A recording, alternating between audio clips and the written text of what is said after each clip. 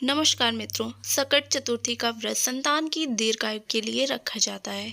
इस दिन गणपति जी की पूजा व आराधना करते हैं और पूजा करते वक्त कथा पढ़ते हैं। इस कथा को पढ़ने से संतान सुखी जीवन और खुशहाल जीवन व्यतीत करता है तथा संतान की आयु लंबी होती है।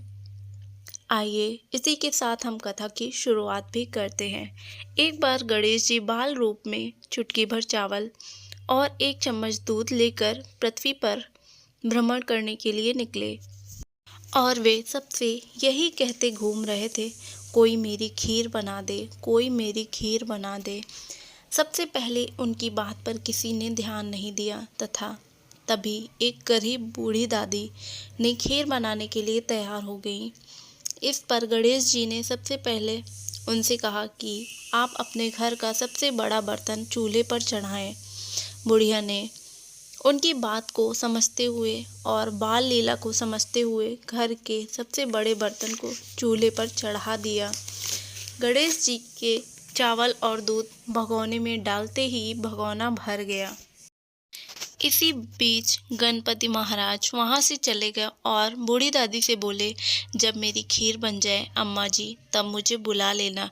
पीछे से बुढ़िया के बेटे की बहू ने एक कटोरी खीर चुरा कर खा ली और एक कटोरी खीर चुरा कर अपने लिए बचा कर रख दी। जब खीर तैयार हो गई तब अम्मा ने आवाज़ लगाई, आजा रे गणेशा, खीर बन गई है। तभी गणेश जी बोले, मैंने तो पहले ही खीर खा ली थी। तब बूढ़ी दादी ने पूछा, कब खाई?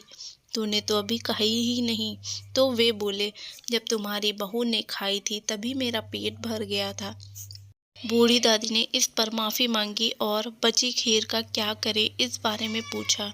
तो गणेश जी ने कहा कि इसे नगर में बंटवा दीजिए और जो बचे उसे अपने घर में गड्ढे में ज़मीन में गड्ढा करके दबा दीजिए।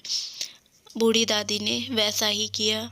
खीर को सारे मोहल्ले में पूरे गांव में बंटवा दिया, लेकिन खीर ख़त्म नहीं हुई और उसके बाद उसने बची हुई खीर को अपने घर में एक गड्ढा खोदा और खीर वहीं पे दबा दी।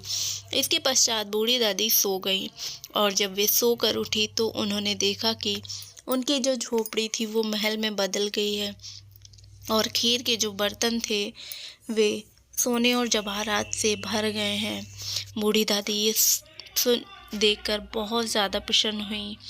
गणपति जी ने उनके जीवन को खुशहाल कर दिया, खुशियों से भर दिया। ऐसे ही इस व्रत को जो भी करता है, इस व्रत की कथा जो भी सुनता है, उसके जीवन में ऐसे ही चमत्कार हो जाता है। उनका जीवन खुशियों से भर देते हैं गणपति महाराज। तो प्रेम से बोलो गणपति महाराज की जय। उनके व्रत करने वाले को, उनके सभी भक्तों को गणपति महाराज सदैव खुश रखें और उन पर सदैव कृपा बनाए रखें। जय गणपति महाराज की।